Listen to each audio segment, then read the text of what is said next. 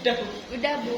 Assalamualaikum warahmatullahi wabarakatuh. Waalaikumsalam warahmatullahi wabarakatuh. Hari ini kelanjutan dari permintaan penawarannya, kita belajar dan hitung-hitungan terakhir di semester yaitu elastisitas permintaan dan Penawaran. ada yang tahu elastisitas apa? Iya, jadi kata elastis itu apa? Regen. Luntur. Mulus, gitu ya. Jadi permintaan penawaran itu bisa mengalami fluktuasi, fleksibel, bisa naik, bisa turun, sesuai dengan hukum permintaan penawarannya. Dan ada faktor-faktornya apa saja yang membuat seseorang permintaan ini datangnya dari konsumen ya. Kalau penawaran dari Produsen. Seseorang punya uang banyak di kantong mengakibatkan apa? Inflasi. Sorry. Seseorang itu yang punya uang banyak Kaya. pengen apa? Pengen jajan. Beli ini, beli A, beli B gitu ya. Iya. Banyak yang ingin dibeli, terutama kalian ini yang masih dapat angpo ya di Lebaran kemarin. Banyak ya, THR itu nek basa Cina ini kan angpau. Amplop yang berisi. Wah. Biasanya dari Pak D dapat sekian, dari Om, dari Mas, dari siapa ya keluarga itu sudah ada catatan khusus. Nah, belum ada uangnya baru catatan, kita sudah pengen membeli sesuatu. Ya. Misalnya memperbarui HP, memperbarui sepatu atau yang lain. Jadi angan-angannya sudah ada. Itu namanya elastis. Nanti akan kalau masing-masing ya punya keinginan yang sama saja untuk seorang pelajar ya, tas, buku, sepatu, ya, macam barangnya hampir sama yang dibutuhkan. Permintaan akan alat sekolah, tas, sepatu. Ini namanya permintaannya karena pendapatan seseorang juga uang kita di kantong. Ini contoh yang biasanya kita alami seperti itu. Ini namanya elastis, bisa naik turun disesuaikan kondisi. Ini bagian dari bab 3C yang dibahas.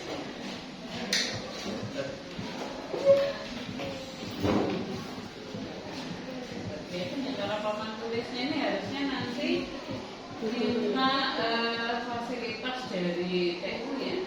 Iya Bu. Maksudnya dibersihkan, kalau terpaksanya pakai cling, kalau ada cairan khusus untuk pembersih kaca nanti diservis materinya.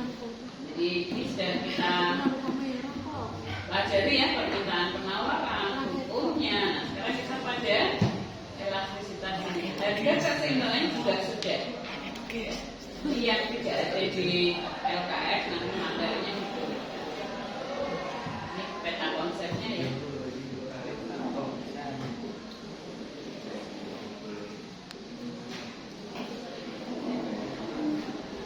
Ini elastisitas.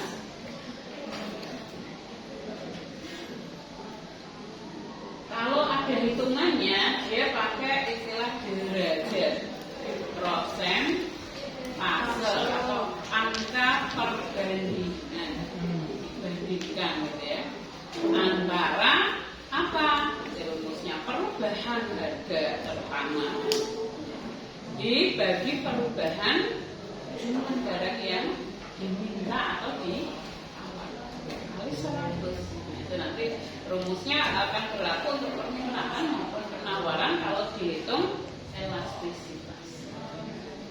Ini pekannya itu loh, lenturnya ya elastis.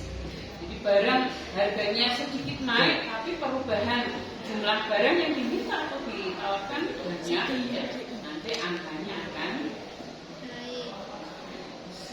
besar, ada nilai 1 ya disebut elastis uniter, ada kurang dari 1 inelastis ya, tidak elastis. Kalau lebih dari 1 elastis.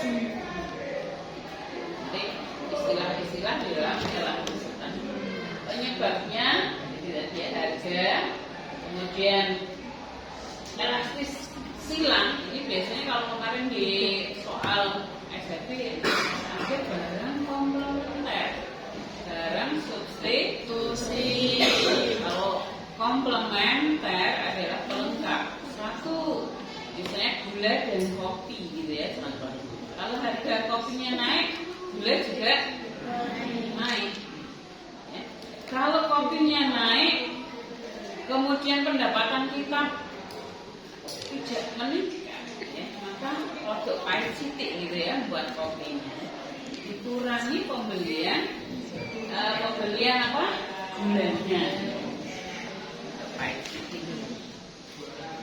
Kemudian menjadikan apa lagi komplementer kopi naik, pendapatan kita tetap, gula yang kita beli dikurangi, ya, dikurangi terus namanya elastisitas. Kemudian ini tadi ya pendapatan sudah. Jadi yang biasa kita alami seperti itu, banyak duitnya banyak keinginan.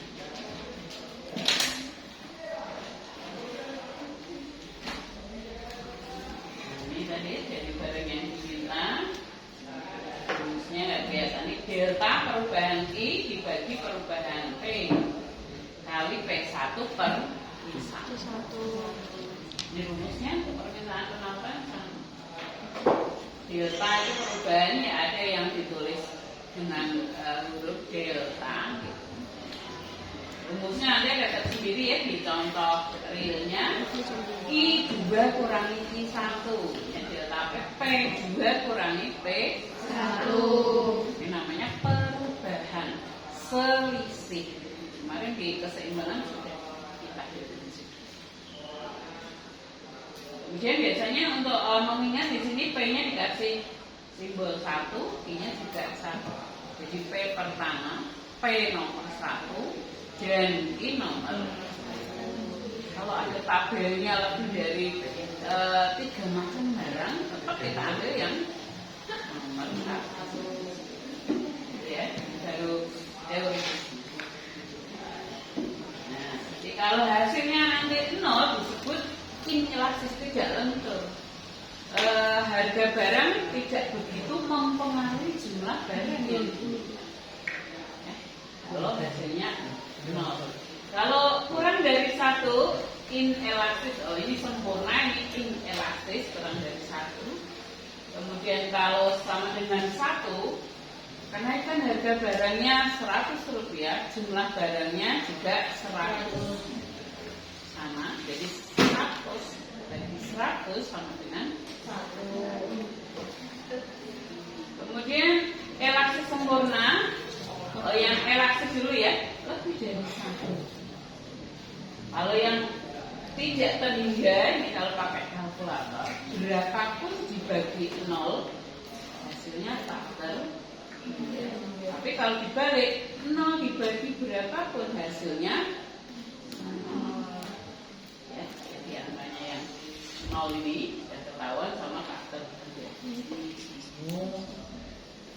Nanti kalau digambar grafiknya kemarin di keseimbangan maupun di kurva permintaan penawaran tersendiri akan jelas ya, kalau uniter itu lurus gitu, tidak dari kiri atas ke kanan bawah, tapi dia lurus sejajar dengan sumbu X.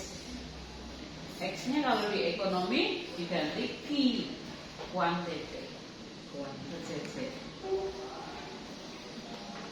Jadi maksudnya ini yang penawaran ya otomatis dari barang yang ditawarkan berasal dari penjual atau produsen.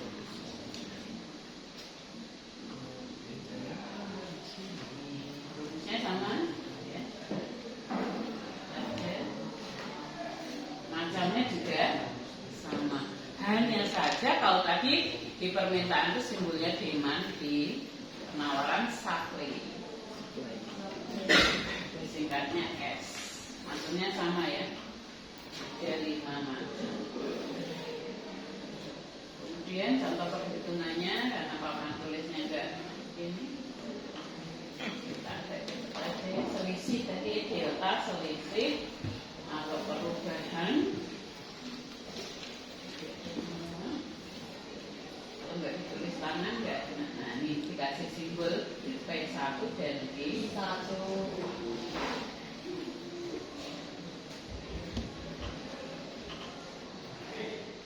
Sama ya, kemudian cara menghitungnya tadi setelah ketemu angkanya berapa kita kembalikan kepada macam-macam elastisitas.